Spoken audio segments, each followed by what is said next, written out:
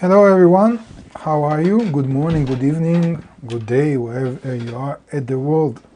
Don't really know.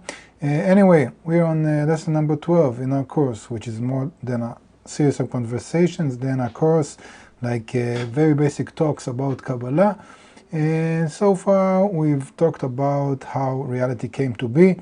We started from the world of infinity, went down, started talking about the world of Adam Kadmon, afterwards about more worlds of Atzilut, Bria, Yetzirah, Asiyah. All these worlds are just like concealments of the creator from the creature, because the creature gradually discovered how opposite it is from the creator. And in order to correct itself or bring itself to a state in which it can attain adhesion with the creator again and be similar to it, it needed to go through a certain process.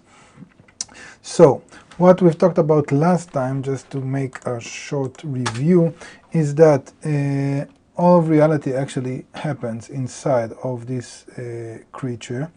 And this creature, let's say, is like a box that all the concept of reality, and this is a bit ugly, let's do it with straight lines. So all the concept of reality actually is being revealed inside of this box, inside of this screen. I don't know how you want to imagine that. And in it there is a force that is called the creator, which is like the source of everything, the goal of everything. There is a creature, the one that senses or develops, and in between them there is like a buffer that we call in Kabbalah worlds, meaning concealments. And what we've talked about last time,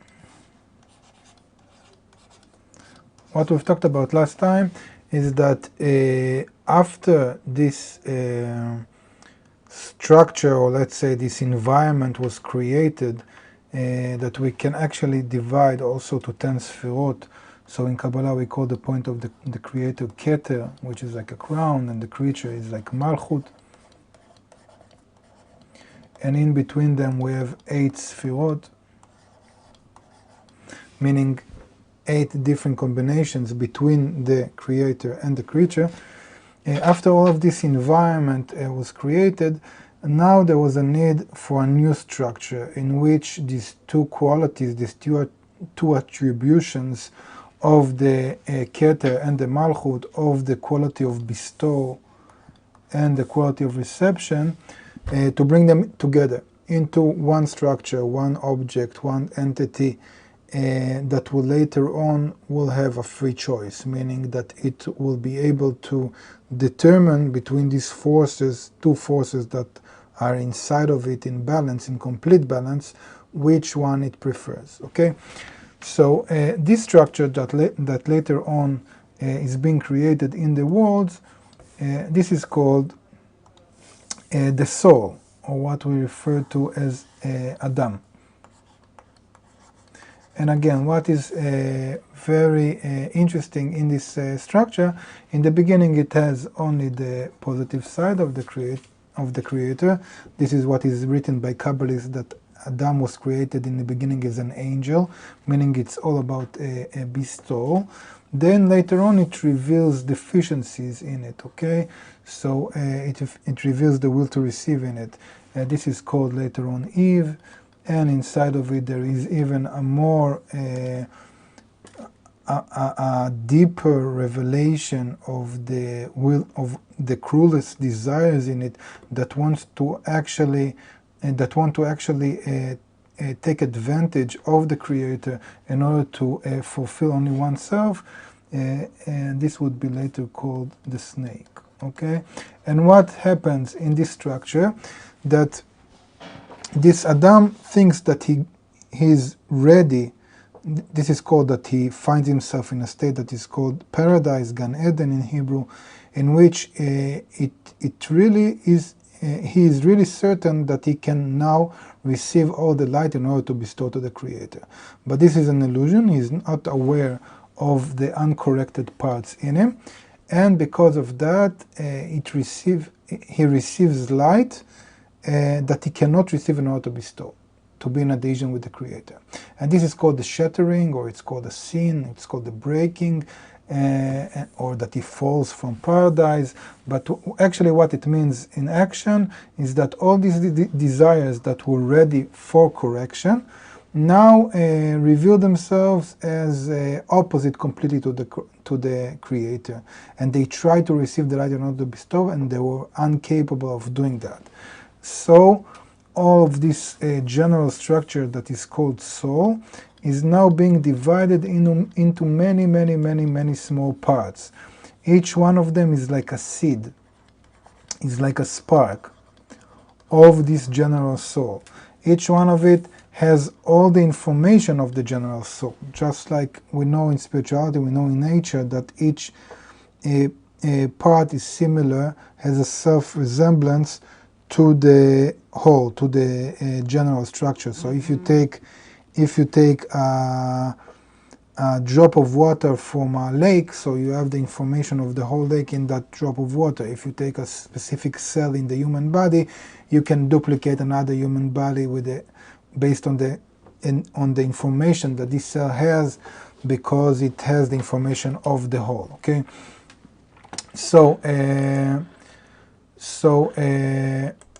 wanting to say that now each seed or each spark has in potential the whole information of the general structure, and now it is capable of reconstructing itself as the general soul. Okay, and this is very important, that each one actually can build the general soul on his own. And there is a very nice allegory of Kabbalist about the king that wanted to pass the treasure. I think I mentioned that in the last time, about the king wanted to pass the treasure to his son on a different country, but he found out that all the people in his nation are thieves. So he had to divide the whole treasure into such tiny, worthless pieces that it won't be profitable for, or it won't worth the risk of each thief to actually steal it. And that's how he passed the whole treasure. So actually, what does this allegory want to say? That all of our correction through all of the process is about correcting these small pixels, these small seeds, these small sparks of the general soul that is called Adam, until we, as a whole, as the whole of humanity, would correct the whole of creation. Okay, so that's more or less what we've talked last time. And in the book that is actually like a reference in this course, it's not really a course, it's like a series of talks, but it's like I'm using this book that is called Kabbalah for Beginners. Actually, I use it for the nice English in it, but it's also a good reference for the topics that we go through. So if you don't have the book, you can download the PDF in the description box. You have a link. So we're on page, it doesn't say in this page. Let's see what's the next page, and that's how I know. 71, it says below. Okay, so page 71, Mending Adam to Achieve Perfection. And so let's read a bit. So in the beginning of chapter 3, which was the previous chapter, we wrote that before anything was created, there was the thought of creation. Yeah, this is like the root to everything, and like the goal of creation. This thought created phases 1 through 4 of the will to receive, if you remember, in the 4 phases of direct light, in the world of Ein Sof. If not, you are welcome to find the playlist on YouTube of this course. You have also the link in the description, even if you're watching that on Facebook, and go to the first lessons, which created the worlds Adam Kadmon through Asiyah, which then created the soul of Adam Arishon, which broke into the myriad souls we have today, whatever that word means, myriad. Okay, you're learning Kabbalah, I'm learning English. Let me see what does this word means. I don't know if I even pronounce it. A countless or extremely great number. Okay, myriad. How do you say that? I don't have sound here on the computer. Okay, I do. Just a second. Myriad. Myriad. Okay, nice. Myriad. Okay, good. So, which broke into myriad souls we have today, meaning countless number of souls, or as we said, like it's not really a soul, it's like the seed of a soul. It's very important, we call it point in the heart, okay? It's very important to remember this order of creation because it reminds us that things evolve from above downwards, from spiritual to corporal, and not the other way around. Yes, because we are used to think that because we are under the limitation of time, we usually tend to think about every process as evolving from the current state or past state that we know of to a future state, okay? And we see that as evolvement. But actually, if we understand the structure of the spiritual system, we understand that the perfection or the perfect state already exists, and this is very important because it makes life much easier. If you understand that even now, because there is no time in spirituality, the perfect state exists, all that Malchut of infinity that is filled with the endless light exists now. The only reason that we don't attain it now, it's because of our internal limitation, because we are not similar to the upper light. Then this puts everything in perspective. And it also helps us understand that we don't need to actually invent anything new or do some illogical kind of effort, but we just need to reveal what is, by changing our perception, by developing this internal sense to be able to feel that. In practical terms, it means that our world is created and governed by the spiritual worlds. Moreover, there is not a single event in our world that doesn't happen above first, meaning that there is no coincidence. So there is a system of laws that everything that happens to me, even if I don't understand why it happened, even if I cannot justify it or relate it to the final goal, it doesn't mean that it isn't so. It just means that my perception is lacking, or that I don't have all the data in my how do you say, all the data like in my control, or in my not shlita, but in my ability. I don't have all the data available for me, maybe like this. And the only difference between our world and the spiritual world is that events in the spiritual worlds reflect altruistic intentions, and events in our world reflect egoistic intentions. But again, this is very important, not to translate altruistic and egoistic like in our world, meaning I have a corporal body, this sack of proteins, and then if I do something for another body, it's called altruistic. If I take from another body, it's called egoistic. If I still identify myself as the body, meaning I do all calculation and I perceive myself as a body moving in time and space, in corporal time and space, that sometime was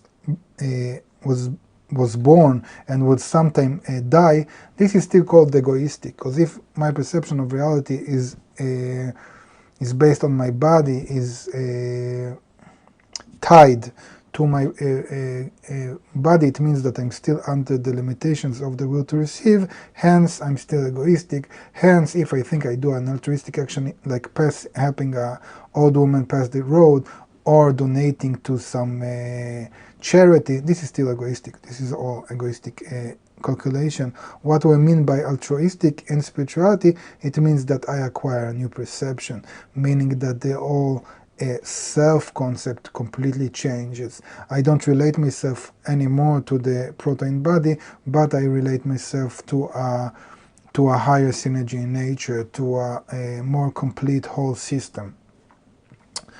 Okay. Because of this cascading structure of the worlds, our world is called world of consequences, of spiritual processes and occurrences. Whatever we do here has no impact of any kind on the spiritual worlds. Therefore, if we want to change anything in our world, we must first climb to the spiritual worlds, the control room of our world, and affect our world from there. Okay, so again, you can translate that in a very primitive, childish like, that there are some worlds, some place over the rainbow. If I could sing, I would sing. And there is a song like that, yes. So we imagine that sometime after we die, or maybe somewhere in outer space, there are worlds that you are sent to. So no, in Kabbalah it's not like that. In Kabbalah the worlds again are different level of consciousness or revelation of the system of laws, and all these layers coexist already now in this reality. The only thing that changes is my perception, if I see in this reality now a corporal world or the world of Atzilut or Bria or whatever, okay? So it's more like this computer screen. So you see an image on the computer screen.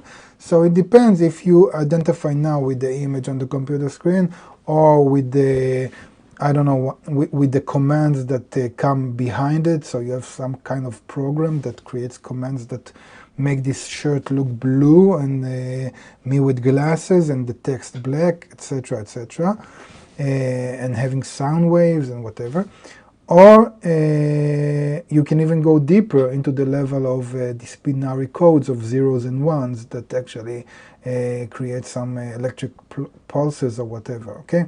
So these are all layers, and you cannot change something on the external layer and make that change in the internal layer, okay? So if you break the screen now and you won't see me, or you disconnect the audio, it doesn't really mean that you're changing anything in the code, okay?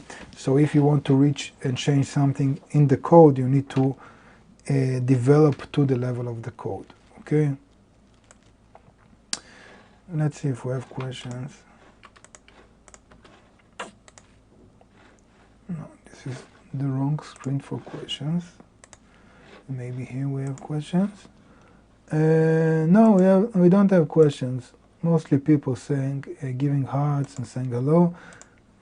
Maybe because now in the States is morning and we usually do this lesson in the evening, so nobody's really awake.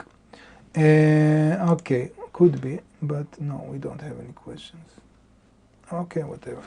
By the way, if you have questions and you see this lesson not live, you can actually write it.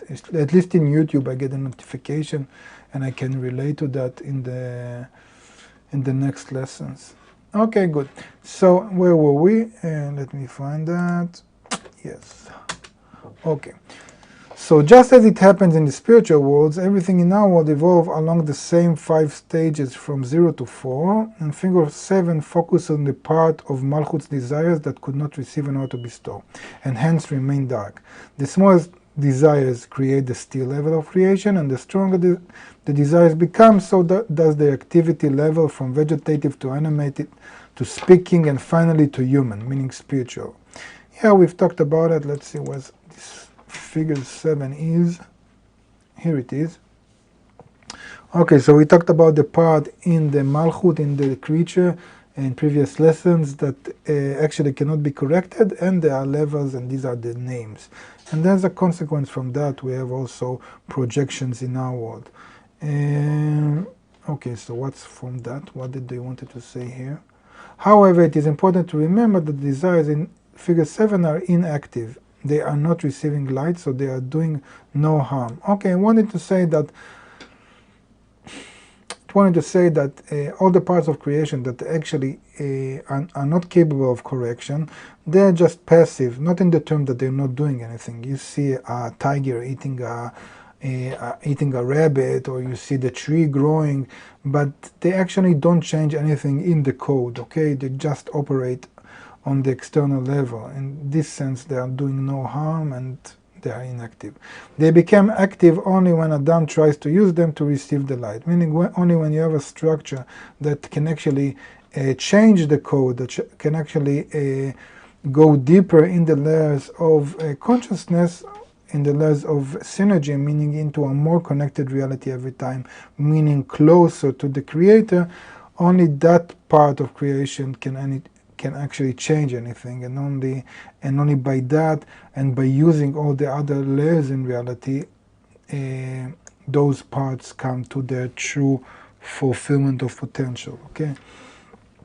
This is when their egoistic nature surfaces, and this is when they break. Hence, as long as they are inactive, they are still considered spiritual desires, because there is no active egoism to separate them from the Creator's quality of giving. Okay, I don't want to go into that, don't know why they mention it, but I'll just say like this, that Then maybe later on we'll see the point here in the book, but what I want to say here is that in our world at least, to the degree that humanity doesn't correct itself, then also corruptions in reality, imbalance in reality and in nature find their expression also on the still vegetative animal level. So you have all these natural disasters and all these storms and all this crazy weather and these animals and whatever that have all this how do you say vutim, like corruptions is like in the government, no? How do you say like corruption in nature? Let me check. Google Translate. Okay, let's see how we do that. I'm pretty sure it will say corruptions because there are words in Hebrew that, okay, no. Distortions. Okay, so you have these distortions in nature. I hope this is the right word, whatever. Okay. So it only comes from the fact that humanity does not correct itself. Okay, I'm a bit out of time here, so but I have one more page. So let's finish the page. Okay. The still vegetative animate speaking and spiritual levels in our world are actually manifestations. This is a cool word. Manifestations of, it's much better than expressions, of desires that originate in the upper world. They become physical only when they are activated in the wrong way, egoistically. If we could activate them in the right way, in order to please the Creator, we could use them to receive light. This is the essence of the correction that we need to make here in this world. Also recall that we said that the still level is made of the smallest desire, the vegetative consists of stronger ones, and so on through the strongest desires, the spiritual level. So when the desires break and begin to work selfishly, the weaker desires are the least broken, and the strongest desires suffer the worst shattering. Accordingly, the still level in our world is the least broken. Plants are more egoistic, animals are more egoistic than plants, and humans are the most egoistic of all. Okay, I don't know why they go so much into explaining the corporal reality. I would just say a very simple thing, and with that I'll finish for today. What we reveal, actually, maybe it's in the next pages, but what we reveal is that if we have all this, what was that cool word again? Let me find it. Distortions. Okay, so if we have all these distortions in our world on different levels, okay, so either you have it, either you have it as disasters, okay, I don't know, like a hurricane. If I could draw, I would draw, okay. So if you have all these still level disasters, or you have these extinctions of different plants and different stuff, or these diseases and plagues on the animal level, etc., etc., not to speak about all the problems of human society, or the crisis from internal crisis of emptiness, depression, going into I cannot pronounce that. Antidepressive kind of medications, drugs, etc. Search for a meaning, for fulfillment on the economy level, on the political level, whatever, all these problems. So what Kabbalah actually says, that all of these are just manifestations. I can actually say these words. Manifestations of no, this is not the right one. Manifestations of the shattering that was caused on the spiritual level, and the only way to fix those and to bring our nature back into balance, back to a harmonic state, is only through reconstructing this general soul of Adam. And how do we do that? By bringing the parts or these broken parts back together. And in Kabbalah, it means that we need to, in the practical level, it means that we need to correct ourselves by connecting to others. How do we do that? That's the whole method of Kabbalah, but that's the only actual thing that we can do in order to bring our reality back to good. Just like for each one of us in order to bring himself to the perfect higher state, meaning to adhesion with the Creator. He needs to do that, or she needs to do that through the connection with others. And that's probably written later on. Okay, just let me write what page we're in, so I won't forget for next time. So we're like 74. Okay, let's see if we have questions to finish. No, just a lot of people saying hello. Hello, hi, shalom. Hello, hi, shalom. Nice, okay. Which is also kind of engagement in this course. Okay, good. So that's it for now. Problem with this course, it doesn't have a schedule, so no way to say when will we stream again. So best thing to do is just check every time and every once in a while the playlist on YouTube and then see what lesson we are in. We are currently at 12. You can go back and watch everything that was before. That's it for now. Have a nice evening, afternoon, night, wherever you are in the world. Bye for now.